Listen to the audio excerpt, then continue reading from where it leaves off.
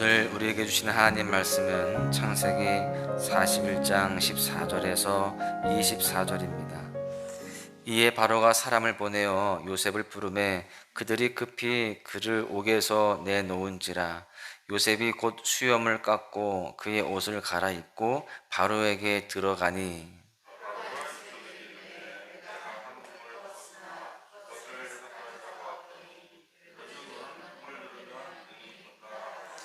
요셉이 바로에게 대답하여 이르되 내가 아니라 하나님께서 바로에게 편안한 대답을 하시리이다.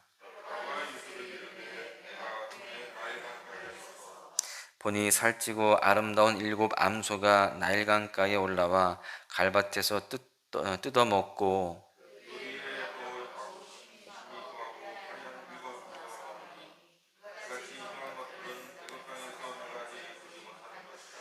그 파리하고 흉한 소가 처음에 7살찐 소를 먹었으며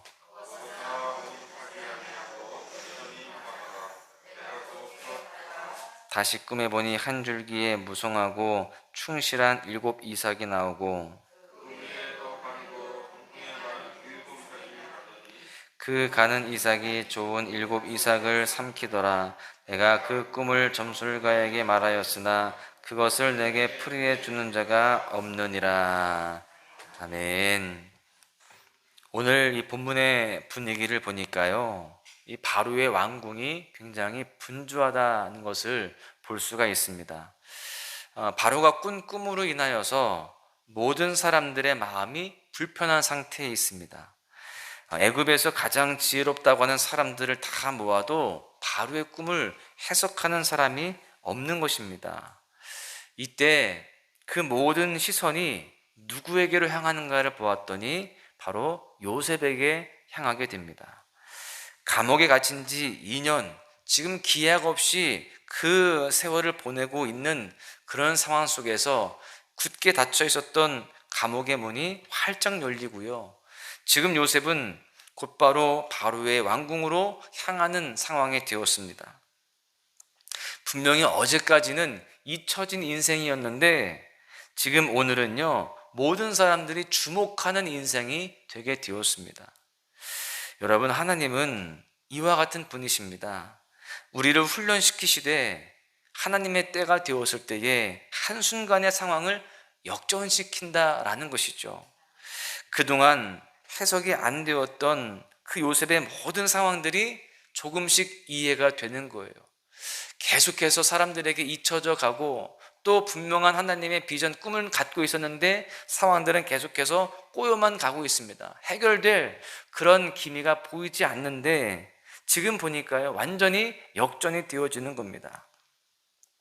우리는 오늘 본문을 통해서 이러한 사실을 깨달을 수 있습니다. 첫 번째는요, 하나님이 온 땅의 주인이시다라는 사실입니다. 바로는 요셉에게 자신이 꾸었던 꿈에 대한 이야기를 하게 됩니다. 바로가 꾸었던 꿈은 2가지이죠. 하나는 아름답고 살찐 7 암소가 나일강가 갈밭에서 뜯어먹고 있었는데 이후에 흉악하고 파리한 7 암소가 나일강에 올라와서 아름답고 살찐 암소를 먹는 것입니다. 이것을 본 바로는 즉시 꿈에서 깨어났습니다.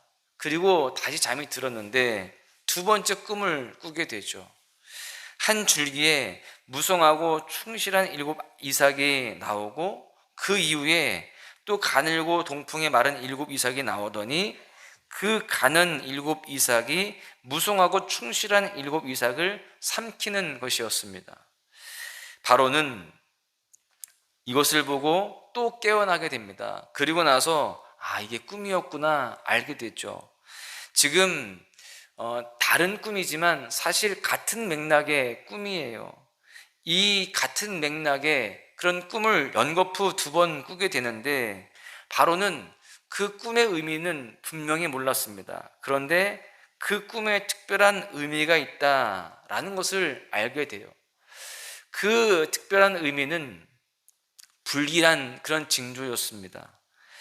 그래서 지금 보니까요, 41장 7절에 보시면 바로가 깬즉 꿈이라 이렇게 지금 되어 있는데 이것을 직역을 하면은요, 그러나 바로가 깨었다. 그런데 보라, 꿈이었다. 이렇게 되어 있어요. 보라, 꿈이었다. 이 표현은요, 놀라움의 표현이라기보다는 안도의 의미입니다.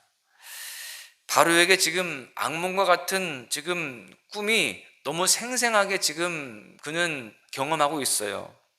꿈찍한 꿈이었다는 거예요. 그래서 야, 정말 다행이다. 꿈이니 얼마나 이게 다행이냐. 이런 의미라고 볼 수 있습니다. 왜 그럴까요? 지금 그 꿈의 모든 상황들이 불길한 징조로 자기의 마음을 사로잡고 있었기 때문에 그랬습니다. 일단 꿈의 무대를 보시면 특별한 장소가 나오죠.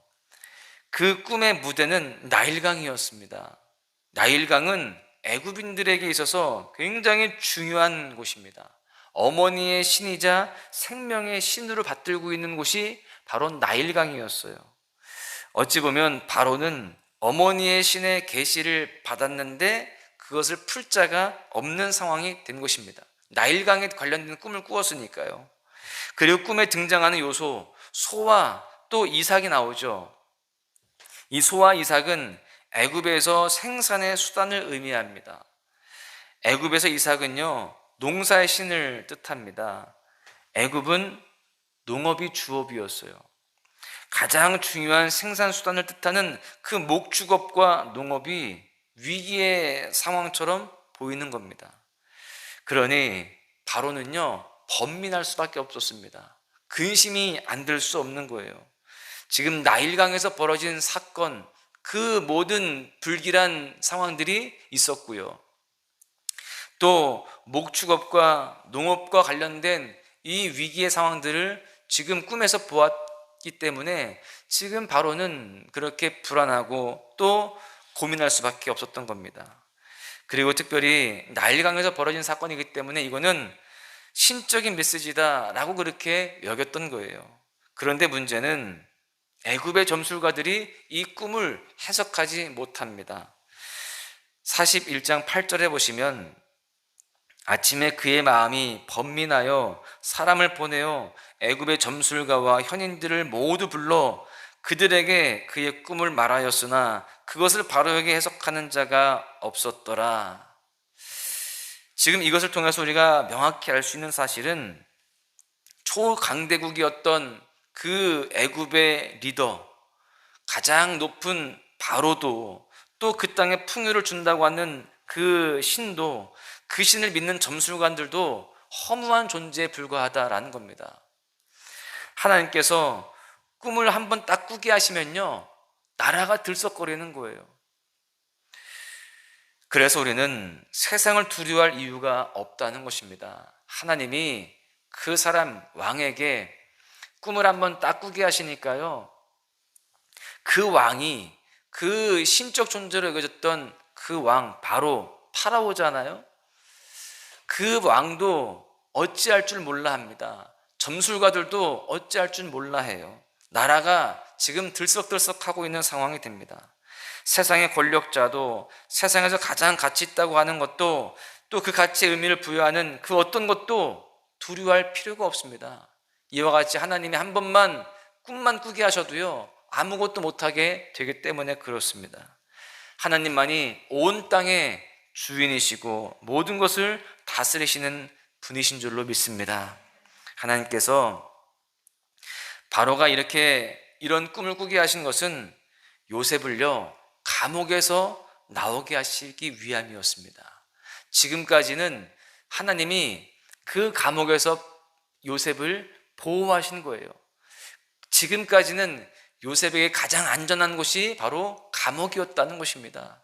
어제 말씀드린 바와 같이 요셉이 감옥에서 나와봐야 갈 데가 없어요. 그렇게 딱 지키셨다가 이제 때가 되니까요, 감옥에 나오게 하시는데 그 계기가 무엇이었느냐? 바로가 꿈을 꾸게 하는 사건을 통해서 나오게 하시는 거예요. 지금 또한 이 바로가 꿈을 꾸게 되면서 어떤 일이 또 일어나게 됩니까? 요셉을 통해서 사람들을 기근으로부터 구하는 일로 연결되어집니다. 더 나아가서 어떤 일로 이어지느냐? 하나님의 언약 백성들을 가나안에서 애굽으로 이주를 시키는 그러한 일들로 연결되어져요. 지금 요셉은 죄수로 남아있지만 이제 곧 총리가 되게 됩니다. 총리가 된 이 요셉을 통해서 그 아버지 야곱 그리고 형제들이 다 애굽으로 이주하게 됩니다. 입애굽을 하게 되는 거예요. 모든 것이 지금 주님의 손 안에서 다 움직이고 있음을 보게 됩니다. 그렇습니다. 하나님이 온 땅의 주인이시다라는 사실입니다. 우리는 그 사실을 깨닫고 그 온 땅의 주인 되시는 모든 우주 만물의 주권자이신 그 주님 앞에 모든 것 내어 맡기고 또 주님께 의지하며 살아가는 우리 모두가 되어야 할 줄로 믿습니다. 두 번째는요, 하나님이 평안으로 이끄신다라는 사실입니다. 온 땅의 주인 되신 하나님이 우리를 평안으로 이끌어 가신다는 것, 이 사실이 얼마나 우리에게 위로가 되고 힘이 되며 또 얼마나 용기가 됩니까? 지금 바로를 보시면 바로는요 절대 권력자입니다.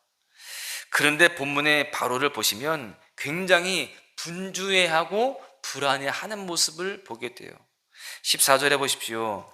이에 바로가 사람을 보내어 요셉을 부르매 그들이 급히 그를 옥에서 내놓은지라.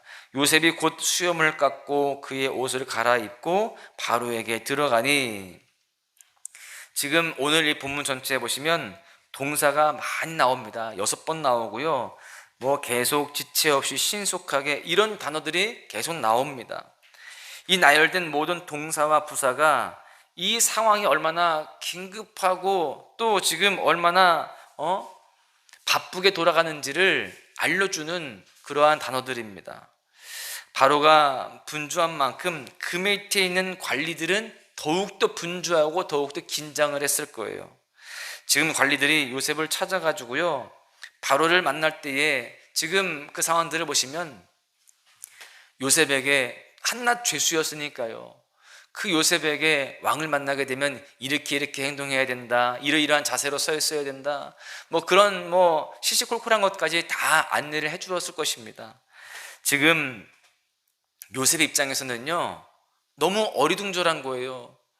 잊혀진 사람인 줄 알았는데 이렇게 감옥에서 내 인생이 끝나는가, 그런 생각들도 순간순간 했기도 했을 텐데 지금 갑자기 왕 앞에 서게 되는 거예요. 그렇게 끌려와서 이런저런 사람들의 이야기를 듣고 안내를 받고 딱 서보니까 눈앞에 누가 있어요? 바로가 있는 거예요. 2년간 굳게 닫혔던 감옥의 문이 열리고 요셉은 곧바로 바로의 왕궁으로 향하고 또 바로 앞에 서게 되면서 모든 것들이 풀려지기 시작하는데 그동안 완전히 다 얽히고 설켜 있었던, 다 꼬여 있었던 모든 것들이 한순간에 확 풀어지게 됩니다. 하나님은요 정말 완벽한 분이십니다. 불안에 떠는 바로는 지금은 그 앞에 서 있는 요셉에게 물어요. 15절에 보시면 바로가 요셉에게 이르되 내가 한 꿈을 꾸었으나 그것을 해석하는 자가 없더니 들은즉 너는 꿈을 들으면 능히 푼다 하더라.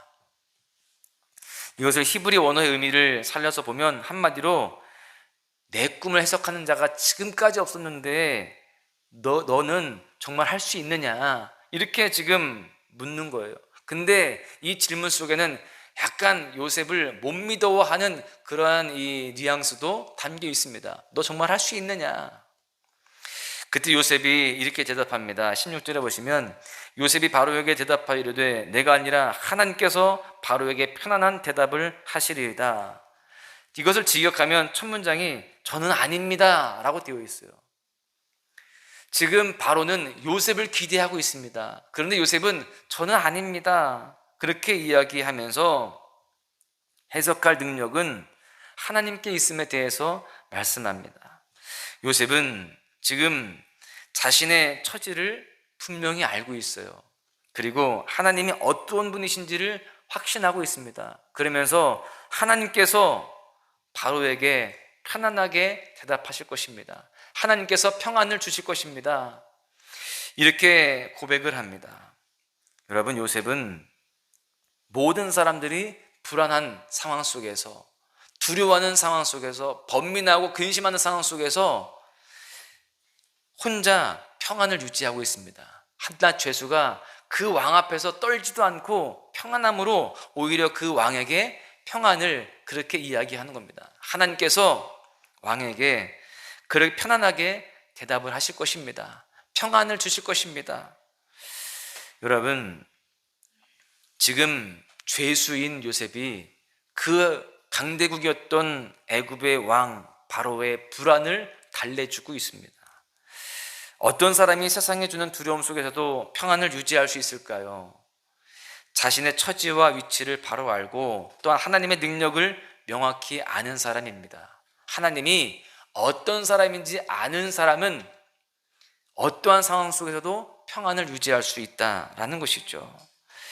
여러분, 우리는 요셉과 같은 그런 마음을 가지고 살아가야 할 줄로 믿습니다. 요셉은요, 감옥에서도 늘 하나님과 연결되어 있었던 존재입니다. 그러다 보니까 감옥에 있든 바로 왕 앞에 있든 그는 두려워하지 않고 또 근심하지 않고 그 모든 상황 속에서 하나님만 바라보고 살 수 있었던 것입니다. 이것을 볼 때에 요셉은 꿈의 사람이라기보다는 하나님의 사람이라고 할 수 있습니다. 요셉은 자신이 이룰 꿈보다 모든 것을 이루실 하나님께 집중했던 인물이기 때문에 그래요. 우리는 꿈의 사람이라고 이렇게 수식어를 붙이면서 이야기하지만 꿈의 사람이기 이전에 하나님의 사람이었어요. 그는 꿈만 가지고 그런 야망을 가지고 살아갔던 사람이 아니라 하나님을 의식하면서 하나님이 어떤 분인지를 알고 하나님께 집중하면서 하나님만 붙잡고 살아갔다라는 것이죠. 요셉은 세상에서 잊힌 그 2년의 시간을 보내면서 자신의 그런 쓴 뿌리와 원망을 키우지 않았습니다. 39장 23절에 보시면 간수장은 그의 손에 맡긴 것을 무엇이든지 살펴보지 아니하였으니 이는 여호와께서 요셉과 함께 하심이라 여호와께서 그를 범사에 형통하게 하셨더라. 그 억울한 감옥 생활 속에서도요, 최선을 다하면서 하나님 앞에서 살아갔습니다. 하나님과 연결되어 있었고 늘 하나님께만 집중했다는 거예요. 그 힘든 상황 속에서 낙심하고 포기하는 것이 아니었습니다. 여러분, 우리도 어떠한 상황 속에서도 하나님과 연결되어 있어야 할 줄로 믿습니다. 하나님 앞에 살아가며 하나님께 집중하면서 나에게 주어진 모든 삶에 최선을 다하는 삶을 살아가야 할 줄로 믿습니다. 그러한 사람들에게 하나님은요, 하늘이 주시는 참된 평안을 주시고요, 또 그 평안을 가지고 모든 사람들에게 주님의 평안을 증거할 수 있는 그런 요셉과 같은 삶이 되는 줄로 믿습니다. 하나님이 우리 인생을 평안으로 이끄십니다. 온 땅의 주인 되시는, 모든 것의 주권자가 되시는 그 하나님께서 우리에게 참된 평안을 주시고 또 그 가운데에 우리 삶을 가장 복된 것으로 채우실 줄로 믿습니다. 결국 요셉처럼 존귀하게 세워지고 모든 것이 역전된 상황 가운데서 주님 앞에 귀하게 쓰임받는 그런 삶이 될 줄로 믿습니다. 오늘 하루도요, 우리의 주권자 되시는 주님 앞에 살아가시면서 주님이 주신 참된 평안을 누리시고 참된 승리자가 되시기를 주님의 이름으로 간절히 축원합니다. 은혜 아니면 살아갈 수가 없네.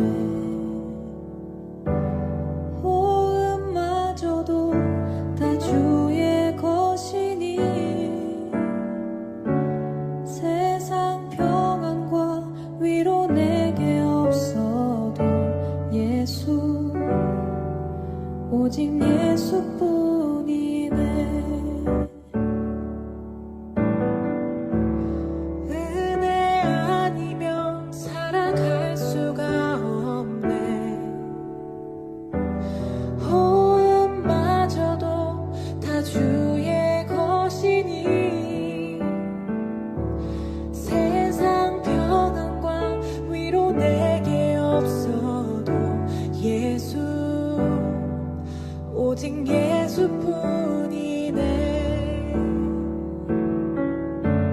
크신 계획 다 볼 수도 없고 작은 고난에 지쳐도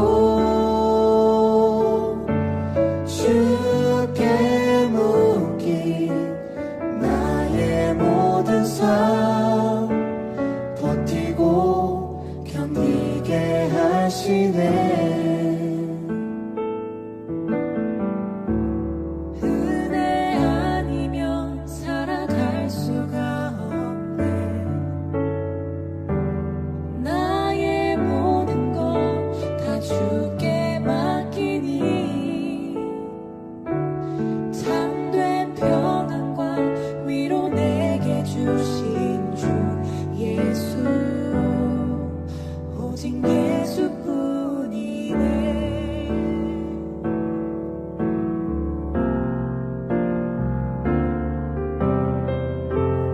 은혜 아니면 살아갈 수가 없네. 호흡마저도 다 주의 것이니 세상 평안과 위로 내게 없어도 예수, 오직 예수뿐이네. 크신 계획 다 볼 수도 없고 작은 건 안에 지쳐도 주께 묻기 나의 모든 삶 버티고 견디게 하시네. 크신 계획 다 볼 수도 없고 작은 건 안에 지쳐도 주께 묻기 나의 모든 삶 버티고 견디게 하시네. 은혜 아니면 살아갈 수가 없네. 나의 모든 것 다 주께 맡기니 참된 평안과 위로 내게 주신 주 예수, 오직 예수뿐이네.